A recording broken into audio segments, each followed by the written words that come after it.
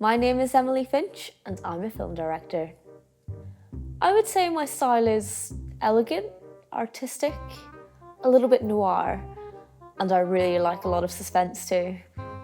It's definitely not a genre for everyone. The thing is, no one ever tells you how hard it is to actually break into the acting industry. Like, if you want work, you've got to be on Spotlight. But then, to be on Spotlight, you've got to have reputable work that only an agent can get. I think it's harder being a woman in this kind of industry. A lot of the time I've showed up on sets and people have assumed I'm the actress rather than the director. I've certainly been in some situations where I've had to physically fight off the prop master with the knife while he tries to lay tarpaulin underneath me and attack me with a hammer, all while wearing an Elmer Fudd mask. But you know, that's just an affordance of making snuff films. I got into the snuff film industry by accident, really, when I was about 15. I was recording a Snapchat of my friend on my phone, and she started having an epileptic seizure. Well, she was gesturing for me to get her EpiPen, but I was just thinking, this is incredible. I'm actually seeing a human life feel before my eyes. So my friend dies. I put the video on Twitter. Next thing I know, I get a retweet from Vice and they do a whole story on it and the dangers of epilepsy. Next thing, I'm #1 trending on Twitter with hashtag epilepsy kills, and I realise people love death. They're fascinated by it. And well, that's what inspired me to start making snuff films professionally. It can be really challenging finding actors who are willing to literally kill for the part.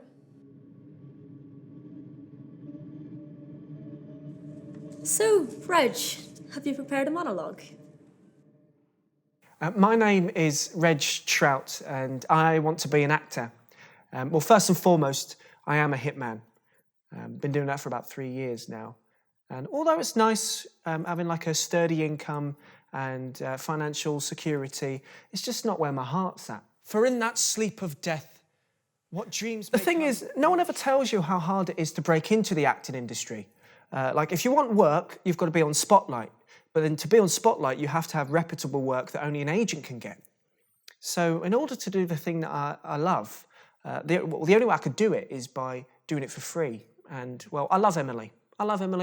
We've collaborated before. But at the end of the day, when you are the one putting in the hard work and the murdering, is it wrong to just feel a little bit disappointed when all you get paid is exposure and an IMDb credit? Look, Reg, it was okay as a performance, but I just don't think you've quite captured the essence of Psychotic Tickle Me Elmo. Are you joking me? Look, all I'm saying is, if I carried out this hit in my day job, that'd be 20 grand immediately in my bank account. But because it happens on camera and the motive is art instead of some jealous ex-wife or Prince Andrew covering up his involvement in a known paedophile ring, why would I not get a fair wage? I put my blood, sweat and tears into that performance. Actually, Reg, I think you'll find you put his blood, sweat and tears into that performance. You know what? I'm absolutely fucking sick of this, Emily Finch. What is it with these rude-ass people that don't know that we actors make the damn movie? Don't look at me! Get this out of my face as well. I don't... Stop crying, you're making me sad.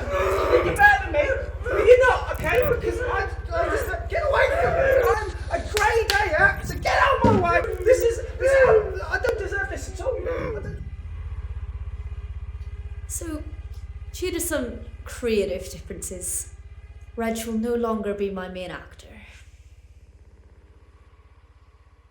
At the end of the day, I can't tolerate misogyny in my film sets, and Reg's reluctance to carry out a murder for some amazing showreel footage just goes to show that the industry still has a really long way to go. Did you know that of the top grossing 100 Hollywood films of all time, women account for only 4% of the directors? Did you know that figure drops to 0.001% when we talk about snuff films?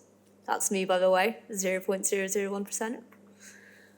I just don't understand where the entitlement comes from. We're just as capable of filming a person in their last moments as their eyelids are torn off and they're forced to watch as their body is mutilated beyond all recognition. We're just as capable of peeling off someone's skin and selling it as a memento to our really exclusive viewers. We're just as capable of destroying all evidence in a really well-lit acid bath while making a commentary on the fragility of man. Women have earned their place at the snuff film table, and not just as the victims, but as the artists.